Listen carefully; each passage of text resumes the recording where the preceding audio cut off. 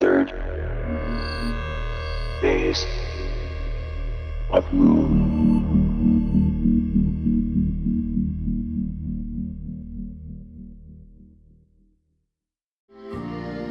We have an unidentified flying object.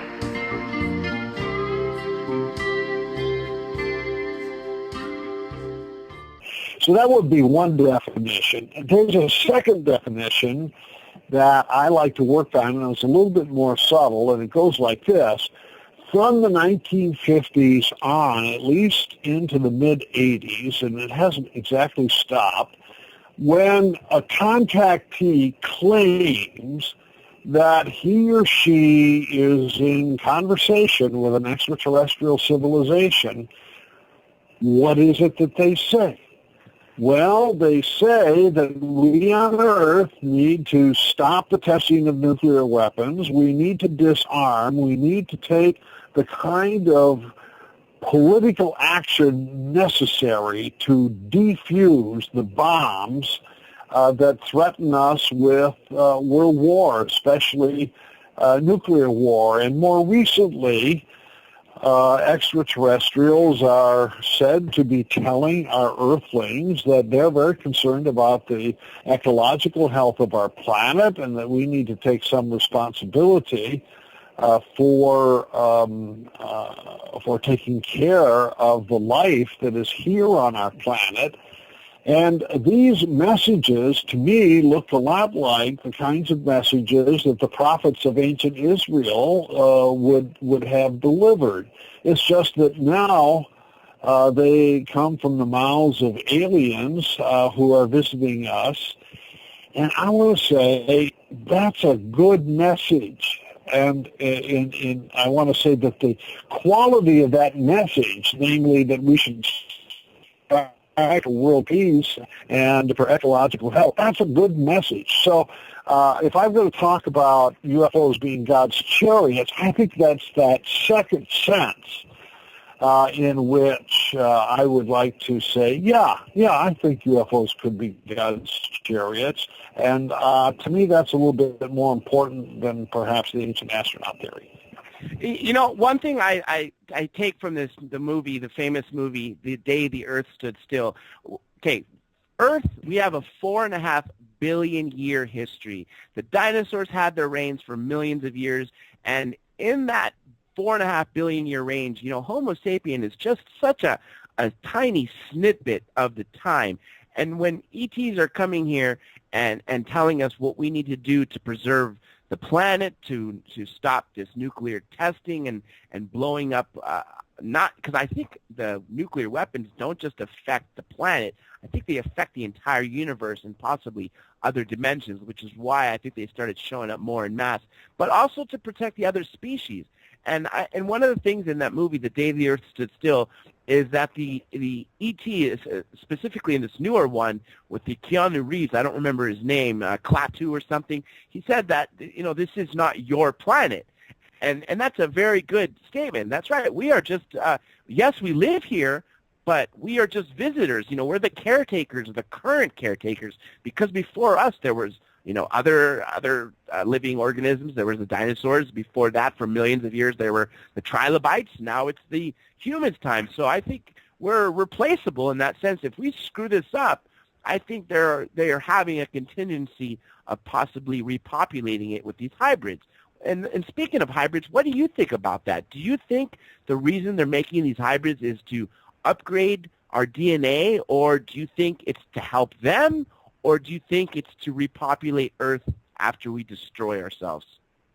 Well, that's a good question. But Dr. J, I'd like to go back to The Day the Earth Stood Still. I'm glad you brought up that movie, because I think in all of these years there have been only two movies that are authentic UFO movies. And the first one is The Day the Earth Stood Still in 1951. Not the remake that you mentioned. I think the remake simply lost the sense of what is authentically a UFO phenomenon.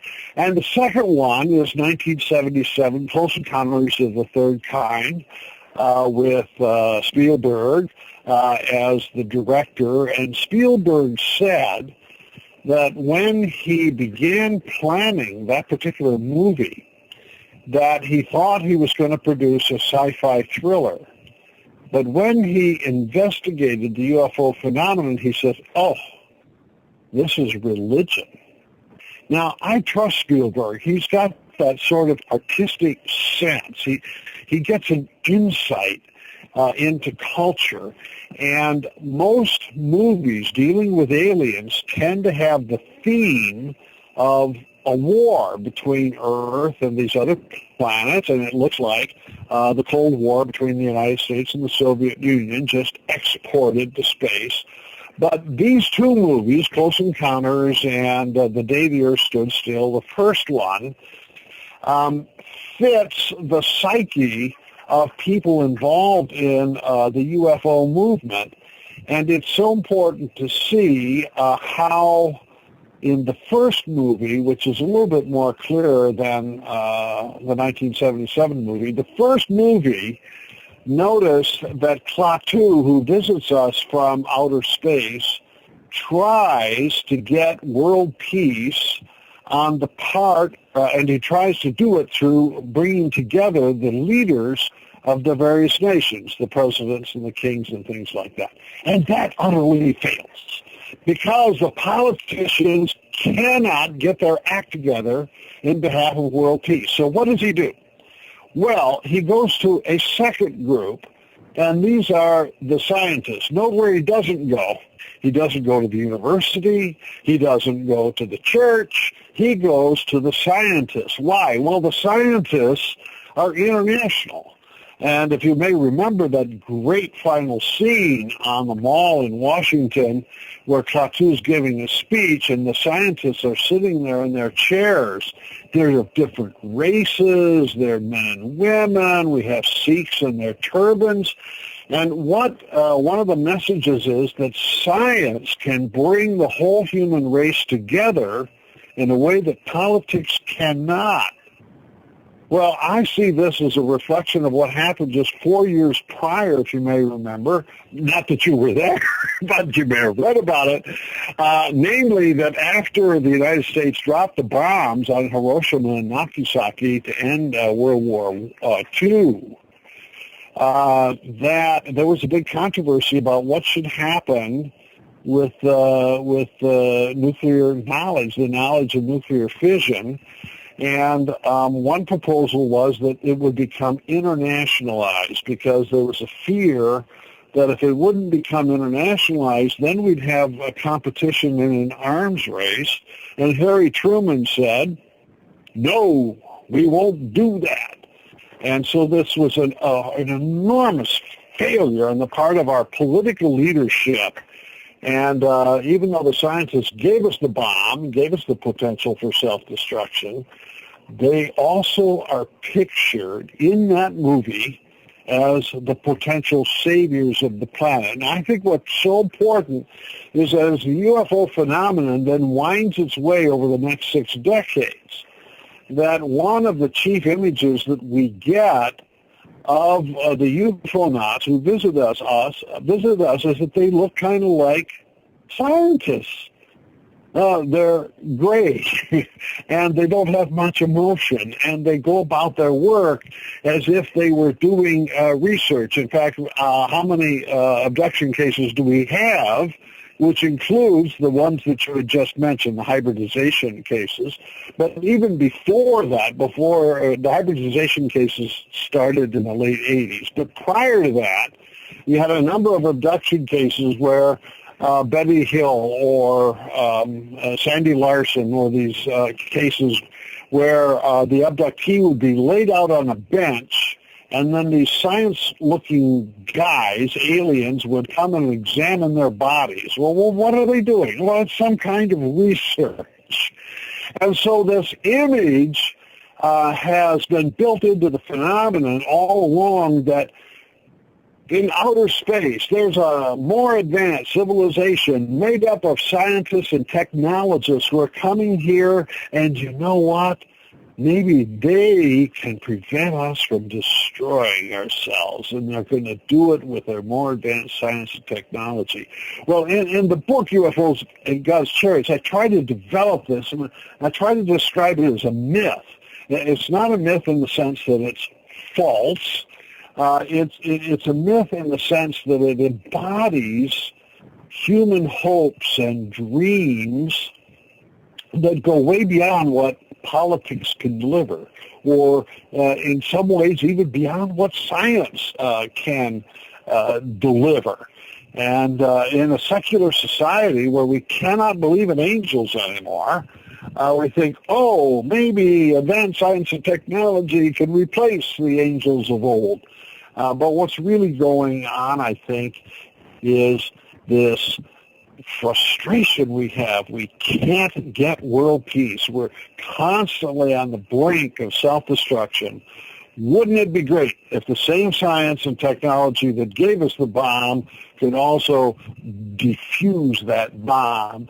And so that's the kind of God's Chariots theme that I sort of work through the phenomenon, not just, abductions, but also what's going on with the lights in the sky and the radar trackings and the UFO religious groups and all that kind of thing. I'm just trying to kind of put all that stuff together. And this little battle we have about who is the true scientist, those NASA and SETI people, are they the true scientists?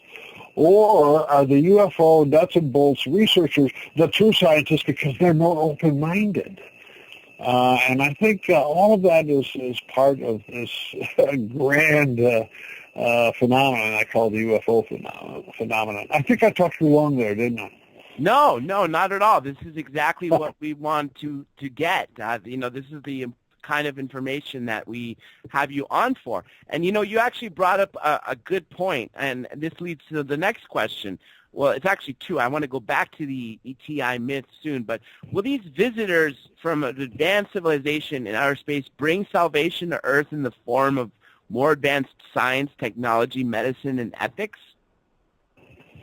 Yes, that is what some people hope. And what I find fascinating is that you can find exactly this same hope amongst SETI scientists and amongst UFO believers and the UFO communities, because what they share in common is, I call it the ETI myth, that these spacelings are more advanced in science and technology, that somehow or other they got through the period of developing nuclear weapons and found a way to maintain peace. Therefore, they've got something in the way of morality to teach us.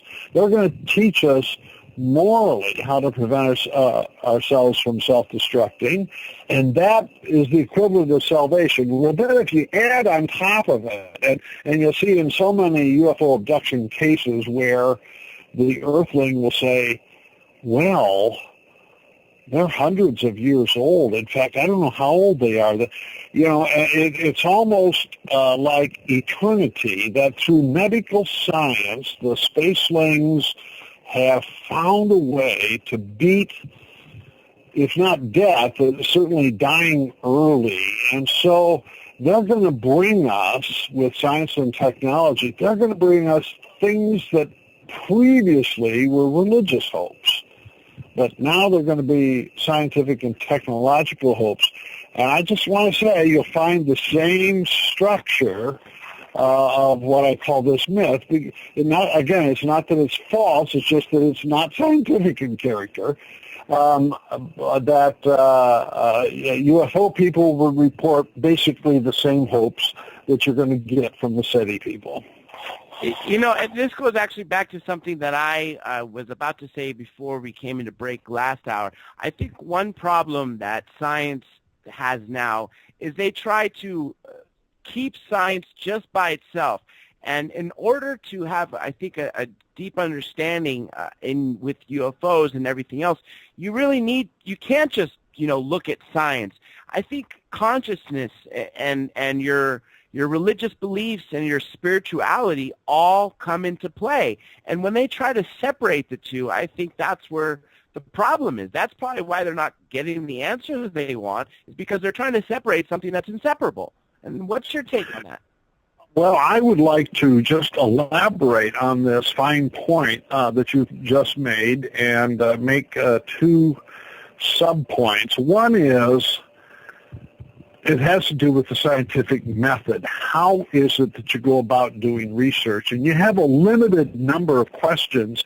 You only ask for natural explanations for natural phenomena. And so there's all kinds of other meaningful things in life, but the scientific method deals with this narrow range of knowing. And so, one scientist can be a nerd and the next one could be a windsurfer, and that's got nothing to do with their science. They still have this very narrow method, and the method does not allow them to study history or study UFOs.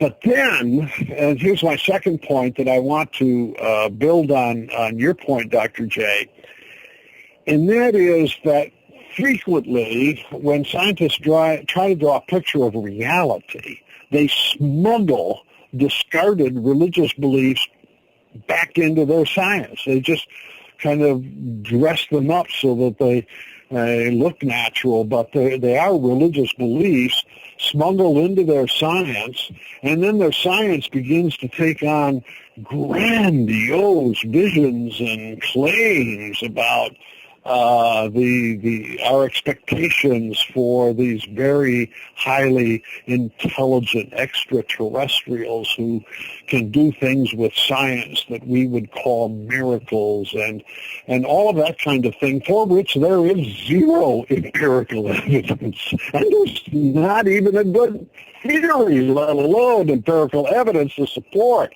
such extravagant beliefs. But because they sound like they're good scientists with regard to where they can genuinely claim accomplishments, when they smuggle these religious beliefs in, you get the feeling like, whoa, they're pretty smart scientists, therefore we got to believe them. And they're just peddling the same kind of myths and fantasies that you're going to find everywhere in the culture, and we're supposed to believe it because they're scientists. I know that's exactly one of the biggest problems is because they have that title, that right. That's what gives them the final authority. Are we supposed to? And that's sad that the way we've also come. And another thing too is speaking of just because they're scientists, do we have to believe them? I think sadly the way our society, now this is taking a little turn, but sadly the way our society has become, in order for somebody to believe something, it has to appear on the mainstream news and usually said by a politician, or if it's a science fact, it has to be said by a scientist from a notable university, usually backed by politicians. So, for instance, I think for UFOs, the only way people are going to believe is if the President of the United States says it. But if he doesn't say it, you could provide all the evidence in the world, but people won't. And that brings us to our final break. Everybody stay tuned. Third Phase of Moon Radio will be right back with Ted Peters.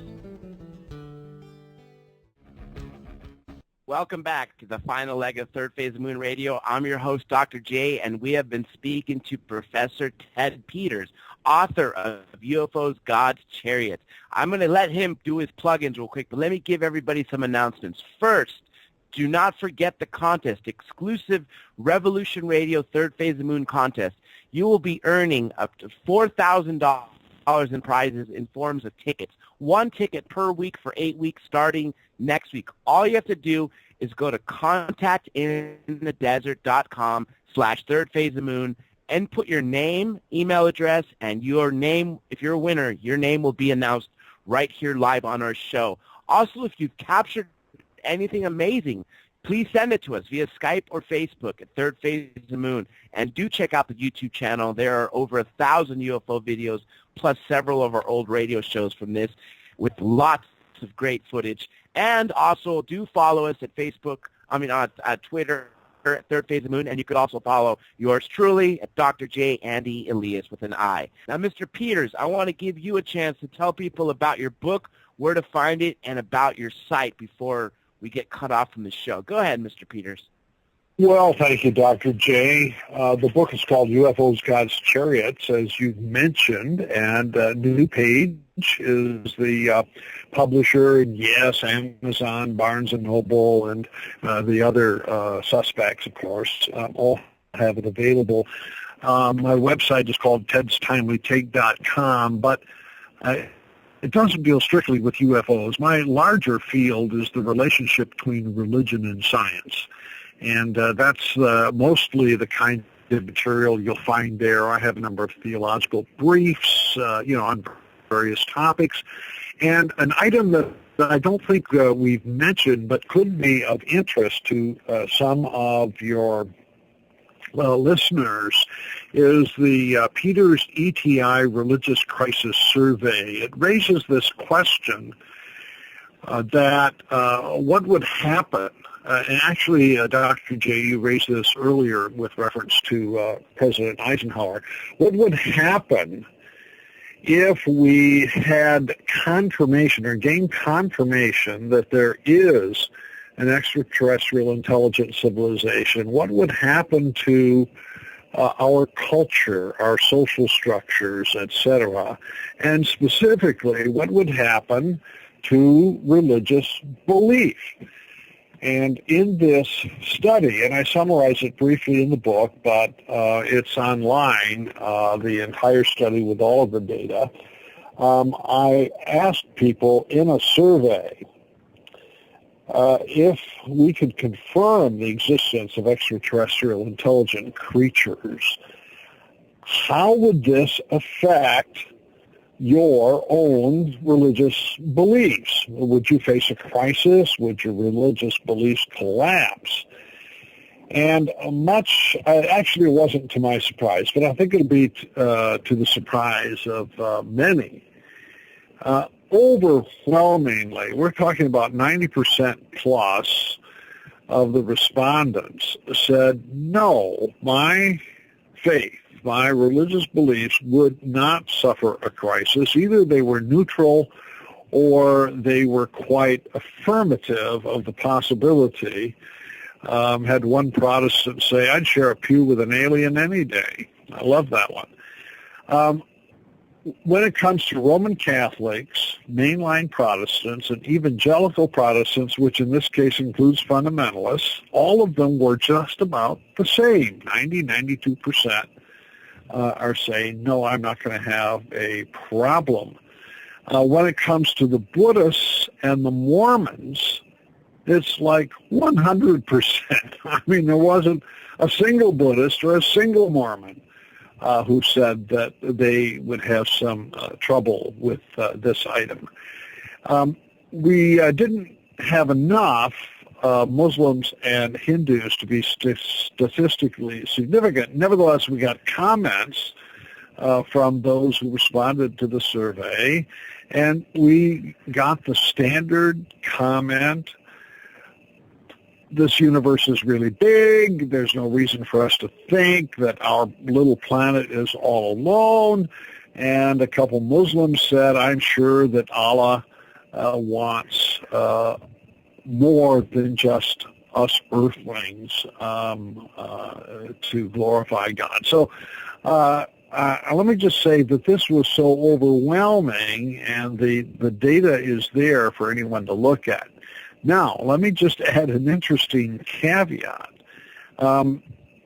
We did ask a number of other questions, one of which was, even if your own religious belief system would remain intact or unaffected, what do you think about other people's beliefs?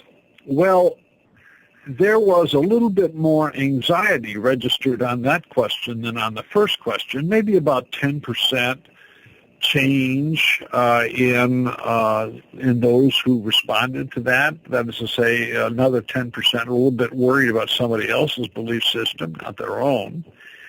But what was dramatic was how people who declared themselves non-religious responded. Now, the non-religious group includes both atheists as well as people who are spiritual but not religious.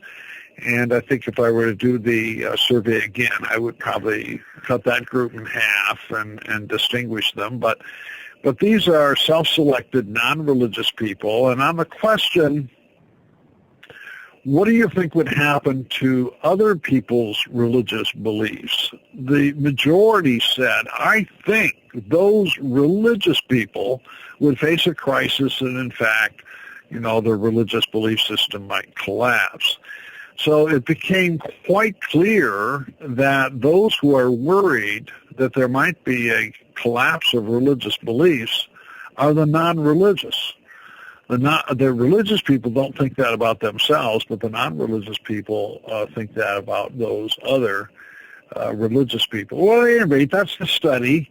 Again, I summarize it just a little bit in this book, but you can find it on my website, tedstimelytake.com, but it's actually hosted by a friend of mine on another website called counterbalance.com, which is dedicated to the dialogue between religion and science. So, at any rate, for those who are interested, find your way. You actually answered the question I was going to ask you, which was about your ETI Religious Crisis Survey, and I think it's so ironic and true of what you said, that the non-religious, the atheists, are more worried about what they think the religious, the people who have a religion are going to have their religion collapse when it's actually, as your data showed, that's not the case. And one thing I thought that was really interesting is when you mentioned that there was no problem whatsoever with 100% of the Mormons. I think that fits in line perfectly because in their religion, the angel Moroni, could, if you go back a few hundred years, the term angel was being used. Now we're using the term grays or extraterrestrials or extra dimensional. Maybe Moroni was an ET, and maybe that's why they are so open to it. And of course, I figured the same thing with the Buddhists and the Muslims too. For thousands of years, they've been talking about jinns and other things. So I pretty much think that they've already been exposed to that. And for thousands of years, they've already had the open-mindedness. It's just some of the last people that are holding back, but it's just a matter of time, like you said. Anyway, I knew this would happen. We are down to the last 13 minutes of the show, and I still have tons of questions to ask you, but let me get to a couple, and then maybe you can, speak of what you think are the most important topics that during this last end of the show. For that matter, should Christians believe that God has become incarnate many times, once for each intelligent species on each planet in space? That is a very important theological question. Yes, it's speculative, but it's okay for theologians to speculate, I think.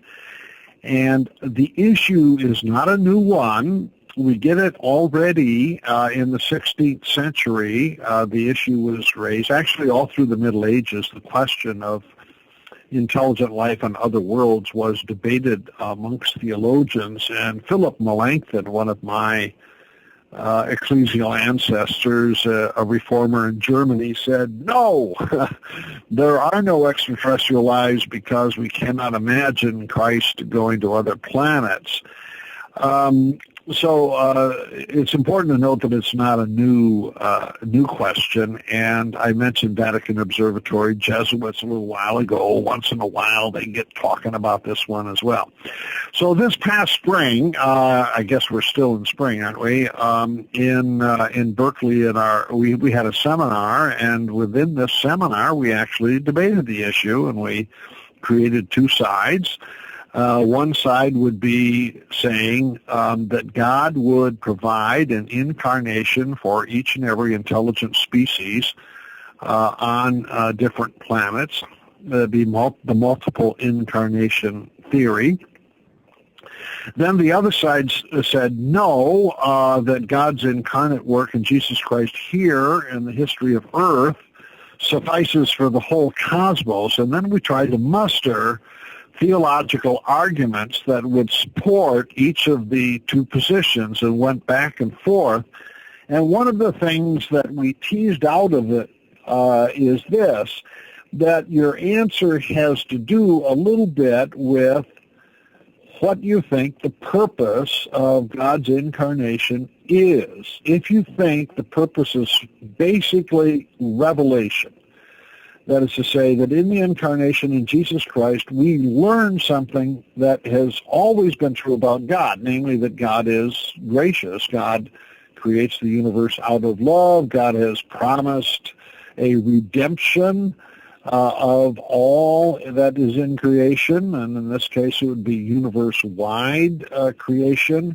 If the purpose of the incarnation is to reveal that truth, then that would support the idea of multiple incarnations, that God would want to engage in that sort of revelatory work wherever there would be intelligent beings who receive it and appreciate it.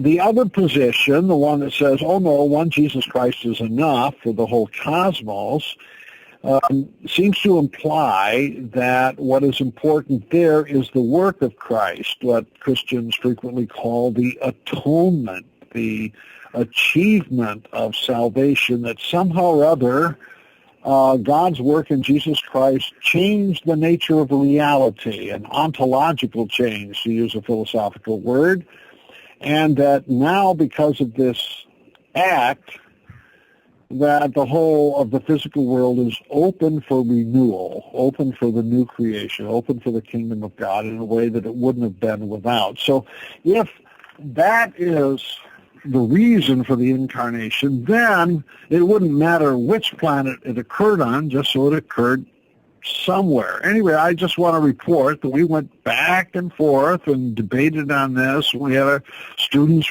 take positions and write papers, and that's about as far as we've got. I can't tell you which position is better than the other.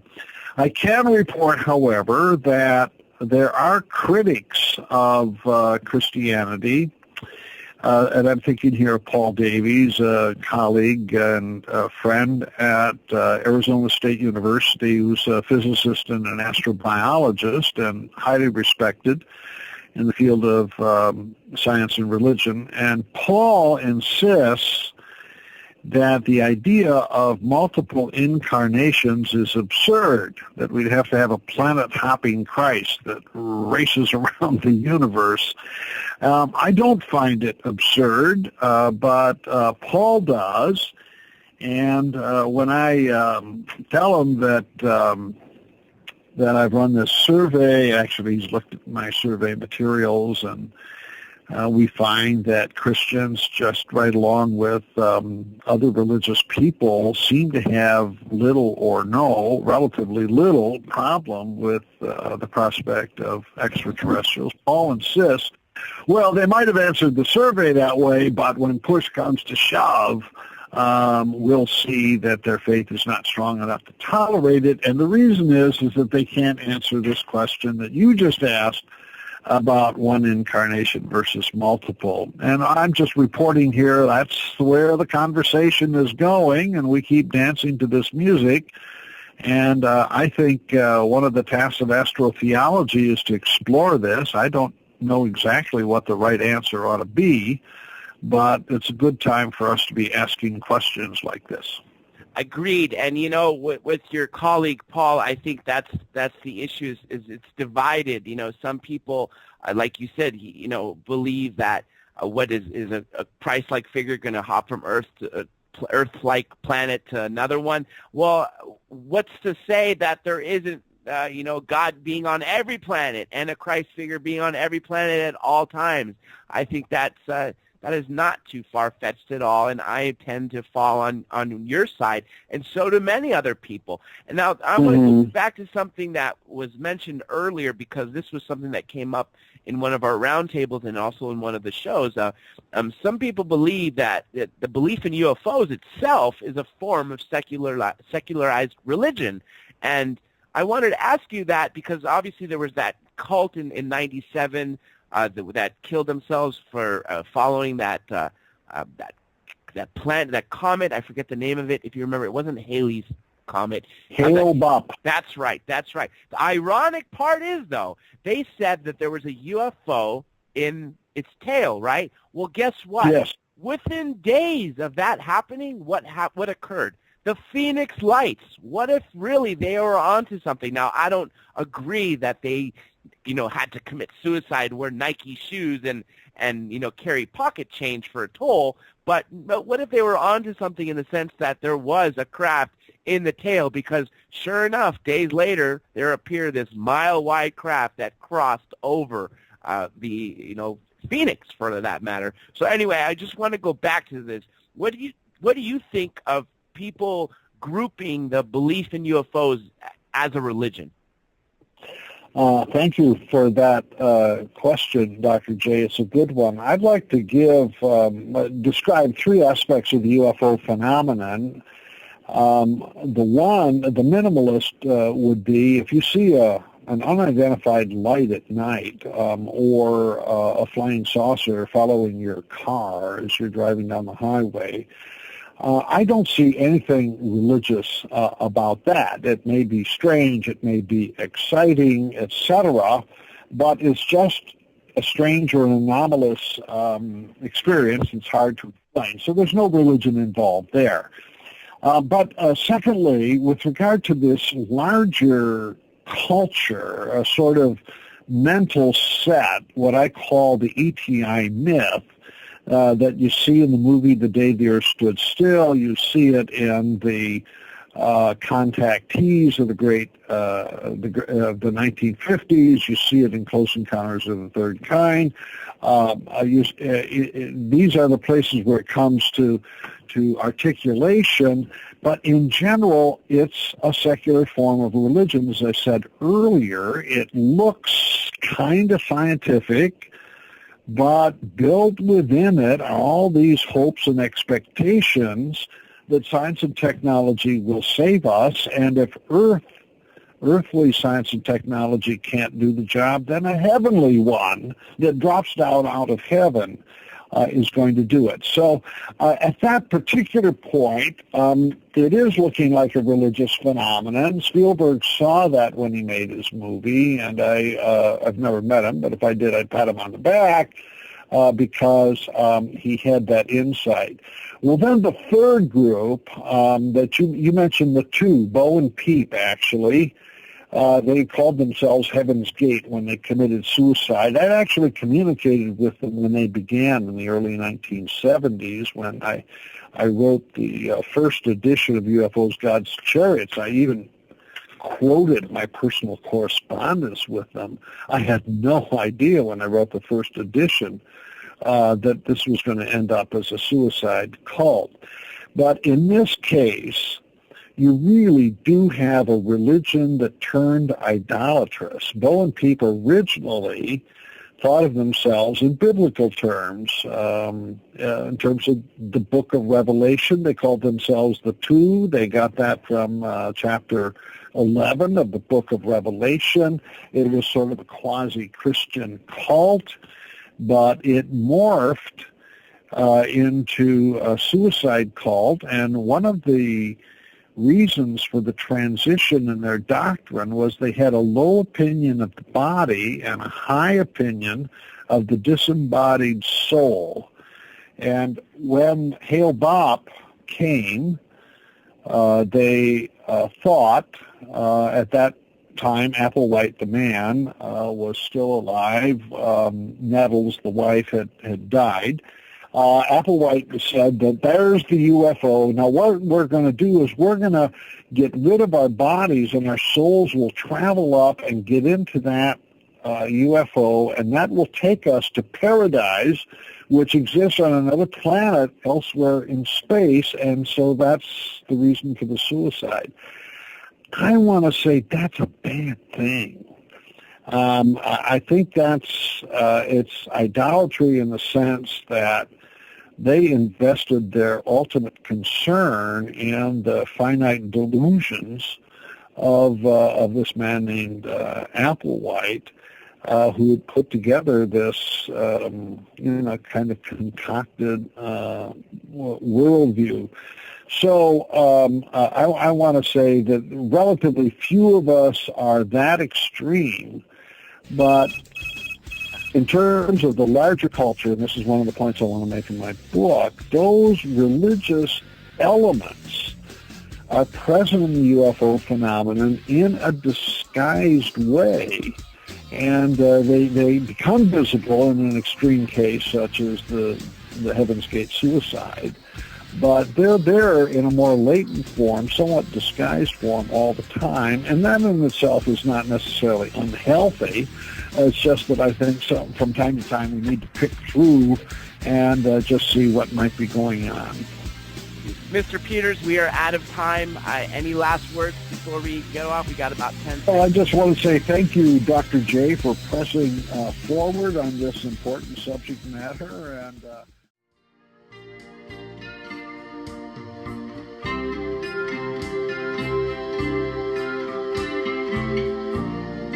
We have an unidentified flying object.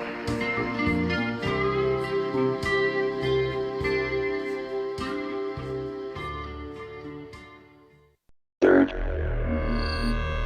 phase of moon.